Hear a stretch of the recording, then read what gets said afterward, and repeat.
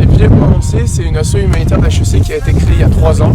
Et chaque année, on monte une mission pour aller à Madagascar pour aider des jeunes qui sont dans la misère. On fait ça grâce aux Enfants de l'Ovale, qui est une ONG aussi autour du rugby et qui nous aide à monter notre projet. Notre gros projet cette année, c'est de mettre en place des formations professionnelles pour les jeunes enfants et pour leur donner des qualifications, leur donner des perspectives d'avenir et qu'à terme, ils trouvent un emploi et qu'ils puissent sortir de la misère. Le projet repose sur 3 piliers. L'éducation d'abord, parce qu'on est persuadé que c'est le seul moyen pour que les enfants aient un avenir. Ensuite, la santé, pour leur donner des cours sur les règles de base de l'hygiène et des cours d'éducation sexuelle pour résoudre les problèmes des petites filles qui tombent enceintes beaucoup trop tôt, de viol et de prostitution.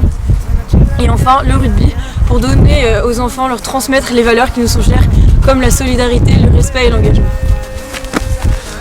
La situation aujourd'hui, c'est qu'il y a beaucoup d'enfants qui sont dans la rue parce qu'ils sont peu scolarisés ou pas scolarisés. Le problème, c'est que toute la journée, ils travaillent pour gagner de l'argent et juste pour pouvoir se nourrir. Nous, en les accueillant sur le centre, on leur donne un repas et donc on leur permet d'avoir des cours de français, d'informatique et aussi de jouer au rugby. Notre gros projet l'année dernière, c'était d'organiser un tournoi de beach rugby très loin. On a pris 13 heures de bus, on a envoyé 300 enfants au bord de la mer. C'était la première fois qu'ils voyaient la mer et c'était formidable pour eux, formidable pour nous. Et surtout, ça récompensait de leur assiduité aux cours de français, d'informatique et aussi au... Maintenant, on parle du long terme parce qu'on s'aperçoit que les cours de français ne suffisaient pas pour leur donner un avenir.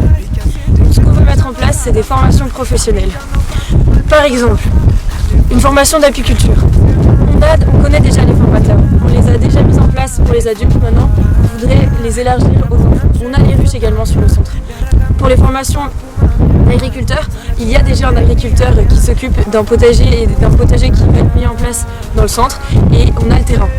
Maintenant, pour des formations de codage, on a un partenariat avec Orange et grâce à ce partenariat, les enfants auront une double formation au codage et de formateurs au codage. Donc avec ça, ils ont des perspectives d'avenir 1000 fois plus importantes que ce qu'ils avaient avant. Enfin, on peut aménager le bas d'une grange qui est à l'intérieur du centre pour installer un atelier et là-dedans mettre des formations de soudeurs, de mécaniciens, de ferrailleurs pour que les enfants puissent apprendre tous ces métiers. On compte vraiment sur votre soutien, la balle est dans votre camp.